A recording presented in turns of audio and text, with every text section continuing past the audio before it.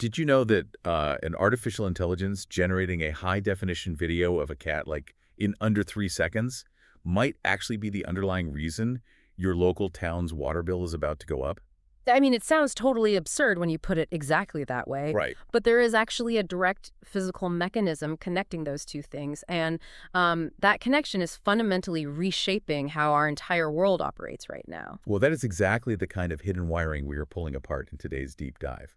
Because we are looking at a central question that affects absolutely everything, from, your grocery bill to international diplomacy. Yeah, everything. And the question for you listening is this. With technology and global finance moving at these blinding microsecond speeds, what is actually maintaining the appearance of stability in our world? Which is a huge question. It is. And we are drawing from the MGF Weekly Report 2026 W28 today, which frames this whole situation not as a series of, isolated crises, but as a widening speed gap. Yeah, the term the source material uses is shear, like geological shear. Oh, right, like tectonic plates. Exactly. If you think about two tectonic plates grinding against each other at totally different speeds, that is essentially what is happening to human civilization right now. Hey, paint that picture for me. What are the plates? So on one tectonic plate, you have these high-speed systems. This is artificial intelligence, algorithmic financial markets, rapid-fire strategic policy decisions. The stuff that updates constantly. They operate and update in days or hours or literally milliseconds. But on the other plate, you have the slower systems. And this is the physical stuff, the electricity grid, maritime logistics, institutional bureaucracy, heavy construction, and, well, just everyday human adaptation. Hold on, I want to clarify something right away so we don't sound like we're, mapping out the apocalypse here. Fair enough. When you say these plates are grinding against each other, are we talking about an imminent, sudden, systemic collapse? Because, looking out the window, cars are still driving, the lights are on, everything seems somewhat normal. No, and that is a crucial distinction to make. We are absolutely not looking at a collapse narrative here. The system is functioning. Okay, good. Sure. Right. But what we are hunting for today are the hidden loads, the invisible delays, and the complex feedback loops that are quietly absorbing all that friction just to keep this high-speed civilization moving forward. So the world isn't breaking, it's just working really hard to compensate. It is actively compensating. Yes. And to understand how that compensation works mechanistically, we really have to look at the most aggressive high-speed system currently dominating the global conversation. Which is obviously artificial intelligence. Artificial intelligence, exactly. Which is just everywhere. You can't open a browser without seeing a new AI model roll out. No, you really can't. But we usually think of AI as purely digital, right? Yeah. Like it's just code living up in the cloud somewhere. How does that translate into actual physical friction? Well, because the global AI competition has entirely grounded itself in physical infrastructure. It is no longer just a software race to see whose algorithmic model scores higher on a math test. Right. The reality of running these massive trillion-parameter models requires an astonishing physical footprint. Like what are we talking about here? You need advanced semiconductors, which require ultra-pure materials. You need staggering amounts of electricity, vast tracts of land just to build these hyperscale data centers. Wow. You need heavy construction equipment, specialized physical labor to build them, and just incredible amounts of capital. And this brings us right back to the water bill I mentioned at the start of the deep dive. Precisely, because these servers, they generate massive amounts of heat, right? Okay. So you need industrial scale cooling systems. Which you use water. Exactly. That means data centers are drawing millions of gallons of water from local municipal supplies. So an AI company updating its software model in a matter of weeks, it creates a massive sudden physical demand on a local town's water and power grid. Wait, let me just wrap my head around the timeline here because this is wild. If an AI model, or like the financial market's expectation of that model, updates in a month, Right. how long does it take to actually build the physical infrastructure to support it? Years. Sometimes decades. Decades. Yeah. If a data center needs more power than the local grid can provide, you can't just download more electricity. You can't just hit refresh on the power grid. Exactly. You have to build a new power generation plant, maybe a nuclear facility or a massive solar farm, and you have to upgrade all the transmission grids to carry that power. The permitting process alone for a high-voltage transmission line can take 10 years. Okay, so when a massive tech CEO stands on a stage and promises a revolutionary new AI rollout that's going to, change the world in 12 months, Yeah, happens all the time. they're essentially writing a check that the physical world hasn't cashed yet. That's a great way to put it, yes. They're projecting a software reality that the hardware reality simply cannot support on that timeline. And that is the fundamental timing mismatch. It isn't just a simple supply chain shortage where, we temporarily ran out of copper wire. Right, it's deeper than that. It is a structural crisis of time. You have a fast updating digital operating system trying to run on a very slow updating physical operating system. Oh, And what is really compelling is that this exact same physical constraint, the speed gap, is playing out in the realm of global military tension too. okay, I see where you're going with this. Yeah. Geopolitics might involve rapid, high-speed diplomatic decisions or, sudden military strikes. But a war isn't fought in the cloud. Exactly. It has to travel through the physical world. Right. Let's look at the tensions around the Strait of Hormuz, which the report highlights as a really prime example of this. When a geopolitical flare-up happens there, the global market doesn't just react to the military conflict in a vacuum. So what is it reacting to? It reacts to how that conflict translates into the physical logistics operating system. Break down that translation for me. If a skirmish happens in a major shipping lane, how does that systematically ripple outward to affect you and me? Well, it starts with risk assessment. So maritime insurance companies instantly recalculate the risk of a vessel being damaged. Okay, so insurance premiums just skyrocket overnight. Exactly. Because it is suddenly too expensive or just too dangerous to move through that strait, massive cargo ships are forced into these drastic route changes, sometimes sailing entirely around continents just to avoid the hot zone. Which means a trip that took 3 weeks now takes, 6 weeks? Yep. Which means the shipping companies are burning twice as much fuel. So tanker rates explode. And those extended delivery times mean factories on the other side of the world suddenly don't have the parts they need to finish their products. So they just have to stop production. Or it triggers panic in corporate boardrooms, leading to these erratic inventory decisions where companies just start hoarding materials, which of course artificially spikes demand and causes highly volatile energy and commodity prices globally. And that completely bridges the gap between a headline about a diplomatic crisis thousands of miles away and the reality for the listener. Exactly. Because a military standoff doesn't mean a bomb drops on a factory in your hometown. It means a cargo ship takes a massive detour, maritime insurance quadruples, and a local business quietly just has to eat that massive cost increase. Yes. The effect on industry and households is entirely mediated by that slow physical supply chain.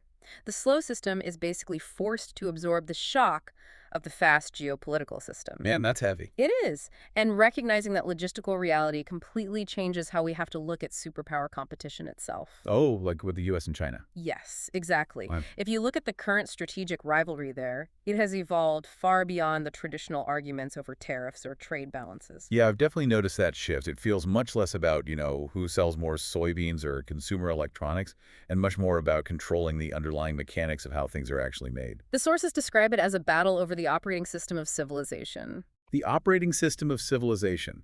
That is a serious phrase. It really is. What specifically makes up that OS? Well, it includes the domestic manufacturing of advanced semiconductors and the AI development we discussed earlier. Right. But it also involves locking down the supply chains for critical minerals, like lithium and rare earth elements. Things you need for batteries and tech. Exactly. And it involves shipbuilding capacity. I mean, if you can't build and maintain the physical vessels that move global trade, you don't control the logistics OS. That makes total sense. It also involves setting the global technical standards for next-generation communications networks.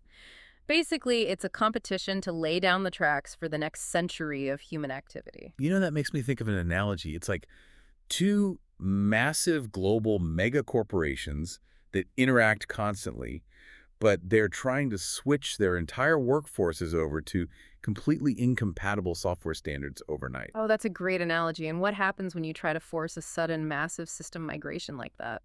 Total chaos at the user level. Yeah, right.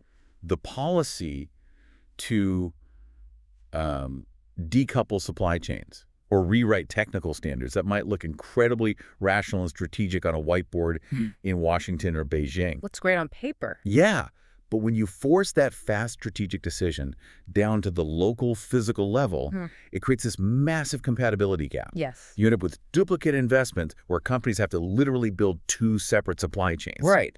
You get severe labor shortages because you suddenly need thousands of people trained in totally new manufacturing processes. Right. And you just generate massive operational friction trying to get basic things done. Exactly, which naturally leads to the most important question of this entire deep dive. I have a feeling I know what it is. If there is such a massive grinding gap between these high-speed strategic decisions, whether in tech rollouts or geopolitical decoupling, and our slow physical reality, why hasn't the entire global system just ground to a halt? I have literally been wondering exactly that for the last 10 minutes. Right. If the AI models are moving way too fast for the power grid and the military tensions are completely snarling the global supply chains, how are the lights still on? What is actually keeping the illusion of stability intact? The answer lies in what the report calls compensation structures. Compensation structure. Yes. Yeah. The slower layers of our world, the physical infrastructure, the local institutions, and just human beings themselves are actively absorbing this pressure.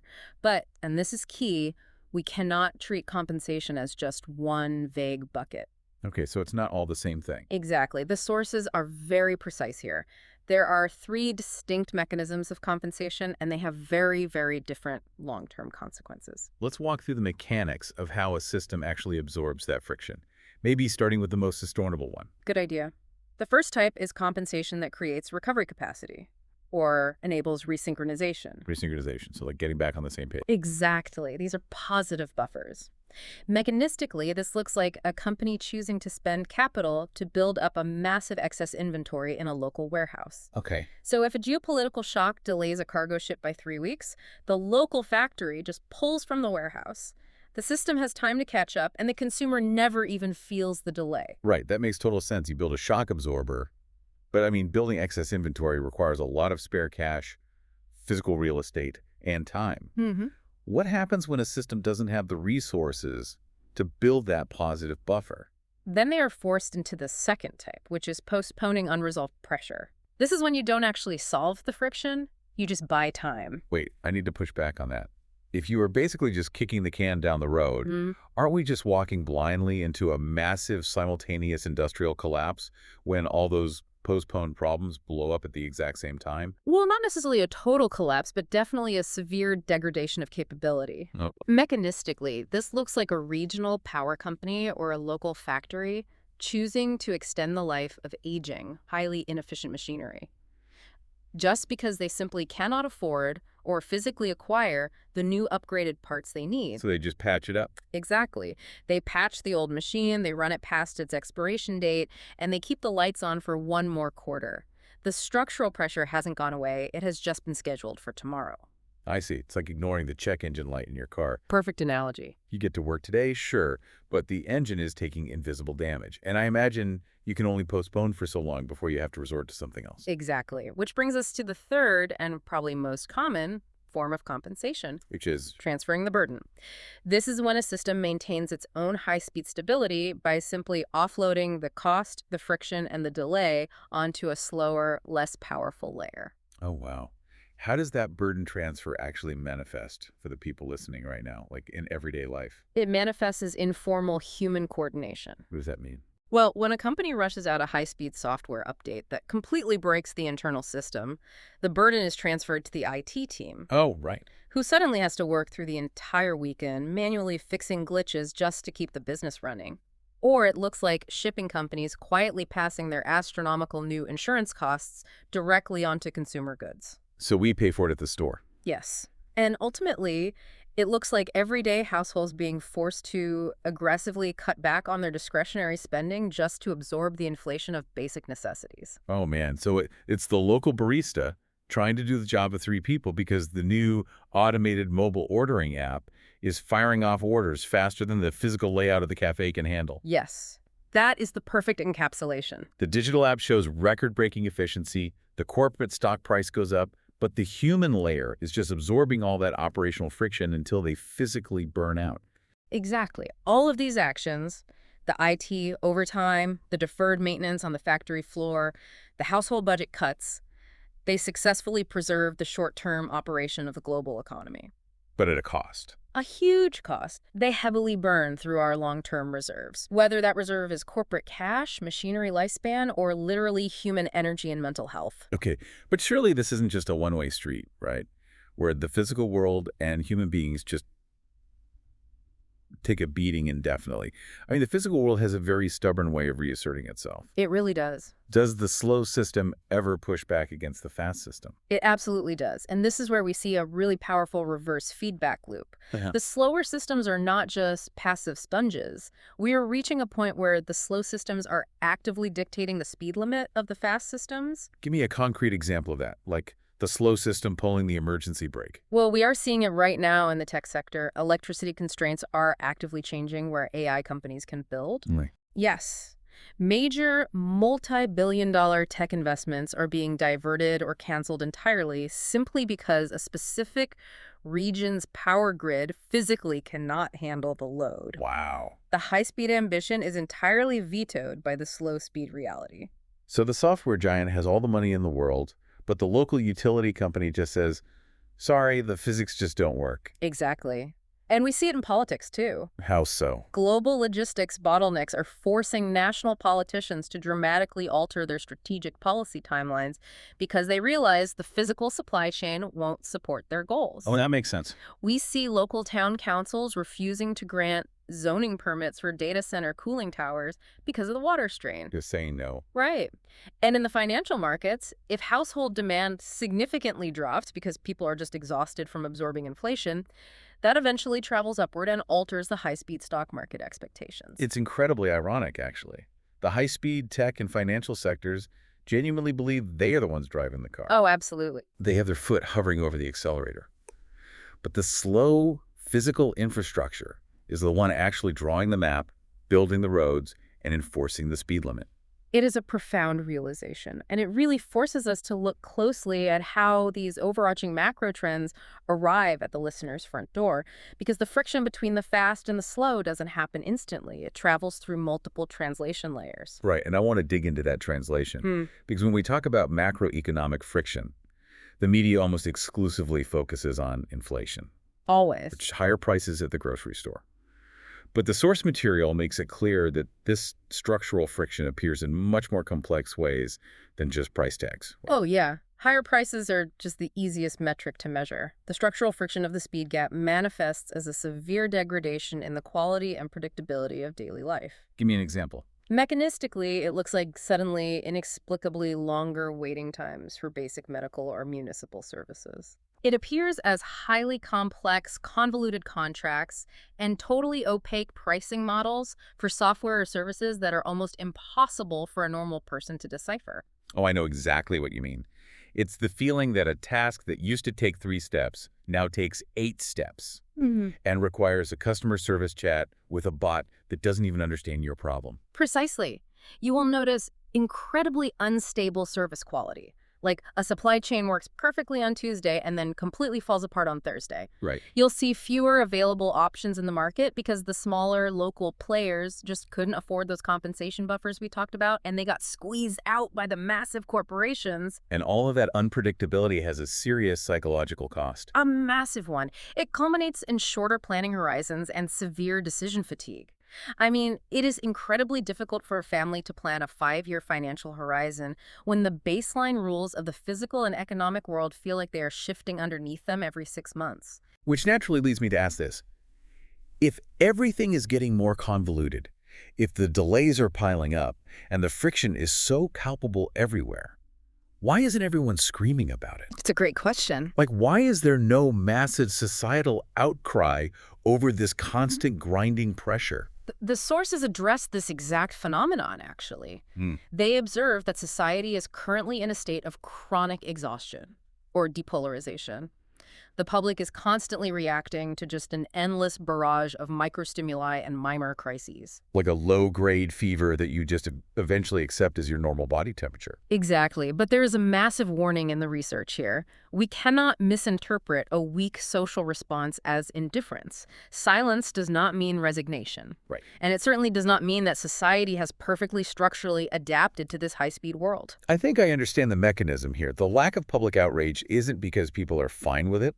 It's because they are entirely out of recovery bandwidth. You can't mount a massive coordinated response to a new supply chain crisis or a new technological disruption because you are still actively burning energy trying to adapt to the last three disruptions. Exactly. You aren't indifferent. You are just at maximum capacity. So if life feels inexplicably harder to navigate lately for you listening, it is not a personal failing. You are physically experiencing the friction of the high-speed world arriving, very late and highly distorted, right at your doorstep. That is the core reality of our current moment. The stability we see when we look out the window isn't the absence of pressure. It is the active, ongoing, exhausting absorption of that pressure by people, by communities, and by aging infrastructure. So as we pull all of these threads together, let's look at the picture we've painted today. We set out to answer what is holding the world together when the digital and financial spheres are moving at light speed, but physical reality is dragging its feet. And what we found is that the slower physical layers, the regional power grids, the cargo ships taking the long way around continents, the local bureaucracies, and the everyday workers are quietly burning through their hidden reserves. They are the shock absorbers for our high-speed ambitions. It is an incredibly delicate balancing act. The source material talks extensively about the concept of fluid. If care and recovery capacity are what actually creates systemic resilience, then we might need to completely rethink how we measure national and corporate strength in the coming decades. How so? Because right now, we currently rank companies and countries by how fast they innovate, or how incredibly lean and cost-effective their supply chains are. Right. We worship speed and efficiency. But if the slow physical world truly dictates the actual speed limit of human progress, then the real superpower of the next decade won't be speed at all. What will it be? It will be the willingness to be intentionally inefficient. Intentionally inefficient. Think about it. The entity that hoards the most idle capacity, the most redundant physical infrastructure, and the most rested human capital, the ones who are actively, quote-unquote, wasting resources on maintaining slack in the system, they are the ones who will be able to absorb the massive shocks of the speed gap. Wow. In a high-speed world, the ultimate geopolitical weapon isn't acceleration, it's the structural ability to go slow. The ultimate luxury is having the capacity to hit the brakes without breaking the car. So next time you are stuck on hold, deciphering a bizarrely complex contract, or watching your town debate the water usage of a new data center, while simultaneously reading a headline about AI changing the world in 3 seconds. Remember that connection. Exactly. Remember, you aren't just experiencing a random delay, you are personally feeling the physical weight of the speed gap.